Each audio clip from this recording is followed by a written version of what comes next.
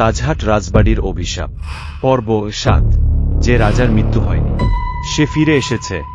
অন্ধকারের ভেতর থেকে ভেসে আসা কণ্ঠটা শুনে মনে হচ্ছিল পুরো রাজবাড়ির দেয়াল কেঁপে উঠছে।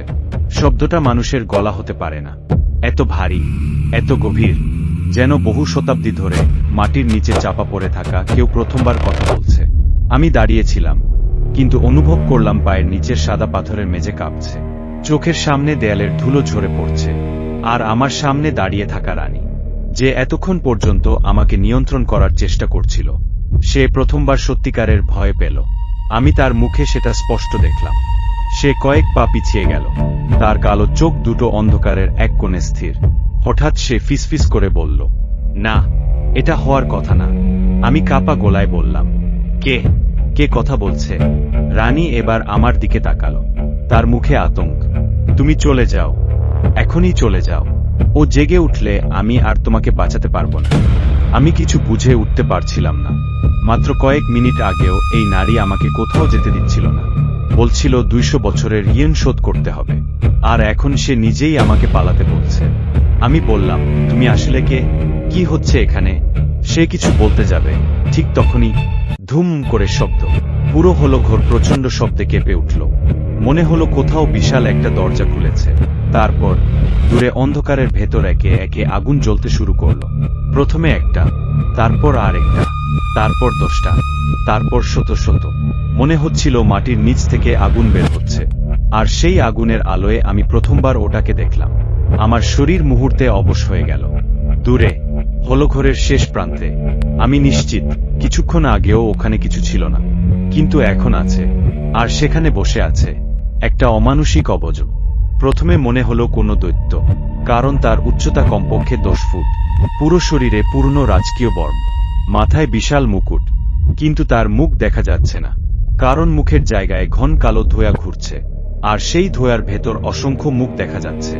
কেউ কাঁদছে, কেউ চিৎকার করছে, কেউ যেন মুক্তি চাইছে। আমি হাঁটুতে ভর দিয়ে বসে পড়লাম। মনে হচ্ছিল শরীর থেকে শক্তি হারিয়ে যাচ্ছে। রানী আচমকা আমার সামনে দাঁড়িয়ে পড়ল। সে 2 হাত ছড়িয়ে দিল, যেন আমাকে আড়াল করছে। তারপর অন্ধকারের দিকে তাকিয়ে চিৎকার করল, ওকে ছুবে না। সঙ্গে সঙ্গে সেই বিশাল অবয়ব ধীরে ধীরে মাথা তুলল। তারপর একটা ঠান্ডা হাসি। তুমি এখনো তাকে রক্ষা করতে চাও? আমি কেঁপে উঠলাম, কারণ এই কণ্ঠটাই আগে শুনেছিলাম। রাজা, এই রাজবাড়ির রাজা। তো রানী কাঁপা গলায় বলল, ওর কোনো স্মৃতি নেই, ও কিছু মনে করতে পারে না। অন্ধকার থেকে উত্তর এলো, মিথ্যা। ঠিক তখনই আমার মাথার ভেতর যেন কেউ আগুন ঢেলে দিল। আমি 2 হাত দিয়ে মাথা চেপে ধরলাম। হঠাৎ একের পর এক দৃশ্য দেখতে শুরু করলাম। আমি দেখলাম 200 বছর আগের সেই রাজবাড়ি, এক বিশাল দরবার। সিংহাসনে বসে আছে সেই রাজা। তার মুখ স্বাভাবিক, কঠিন, নিষ্ঠুর। তার পাশে দাঁড়িয়ে রাজকুমারী মৃণালিনী, কিন্তু তার চোখে ভয়। তার দরবারের মাঝখানে দাঁড়িয়ে আছে একজন যুবক, রাজকীয় পোশাক পরা, যার মুখ হুবহু আমার মতো। রাজা গর্জে উঠল। তারপর বুঝতে পারলাম, সেই যুবক আমি নেই, বরং আমার অন্য কেউ। তার নাম অজন, রাজার প্রধান সেনাপতি, আর মৃণালিনীর প্রেমিক। দৃশ্যটা বদলে গেল। আমি দেখলাম রাত, রাজবাড়ির নিচের গোপন সুড়ঙ্গ, অর্থাৎ অয়ন।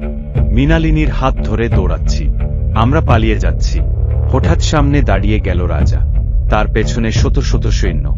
রাজা ধীরে ধীরে এগিয়ে এলো, তার চোখে ঘৃণা, নিজের মেয়ের সঙ্গে বিশ্বাসঘাতকতা। আমি বুঝতে পারলাম, মৃণালিনী ছিল রাজার মেয়ে, রাজকুমারী, আর আমি তাকে নিয়ে পালাচ্ছিলাম। পরের দৃশ্যটা এত ভয়ঙ্কর ছিল যে আমি চিৎকার করে উঠলাম। রাজা নিজের হাতে আমার বুকের ভেতর তলোয়ার ঢুকিয়ে দিল। আমি হাঁটু গেড়ে পড়ে গেলাম। মৃণালিনী দৌড়ে আসতে গেল, কিন্তু সৈন্যরা ধরে ফেলল। রাজা তখন আকাশের দিকে তাকিয়ে কিছু একটা মন্ত্র পড়তে শুরু করল। মাটির নিচ থেকে কালো ধোঁয়া বের হতে লাগল, চারপাশ অন্ধকার হয়ে গেল। তারপর রাজা চিৎকার করে বলল, যদি আমি আমার কন্যাকে না পাই, তবে এই রাজবাড়ি কারো হবে না। আজ থেকে এখানে মৃত্যু কখনো শেষ হবে না। তারপর পুরো রাজবাড়ি আগুনে জ্বলে উঠল। মানুষ মরতে লাগলো, চিৎকার, রক্ত, আগুন, সব মিলিয়ে নরক। আমি বাস্তবে ফিরে এলাম, মেঝেতে পড়ে হাঁপাচ্ছি। সব মনে পড়েছে, সব। আমি ফিসফিস করে বললাম, অয়ন, রানী, না, ধীরে ধীরে আমার পাশে হাঁটু গেড়ে বসল। তার চোখে ঝলক। আমি তোমার জন্যই অপেক্ষা করছিলাম। ঠিক তখনই রাজা সিংহাসন থেকে উঠে দাঁড়ালো, আর এবার তার মুখের ধোঁয়া সরে গেল। আমি মুখটা দেখলাম, আর সঙ্গে সঙ্গে আমার বুকের ভেতরটা ঠান্ডা হয়ে গেল, কারণ তার মুখটা আমার নিজের বাবার মুখ, একদম হুবহু, একই চোখ, একই হাসি, একই চেহারা। আর সে দাঁত বের করে বলল, ফিরে এসেছিস ছেলে। আমি আতঙ্কে পিছিয়ে গেলাম, কিন্তু ঠিক তখনই দূরের অন্ধকার থেকে আবার রাকিবের চিৎকার শোনা গেল, এবার আরো ভয়ঙ্কর। ওরা আমার চোখ তুলে ফেলছে, বাঁচা।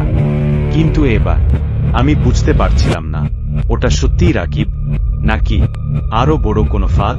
পর্ব ৮ খুব শীঘ্রই দেওয়া হবে। পরবর্তী পর্বের জন্য পেজটি ফলো দিয়ে রাখুন।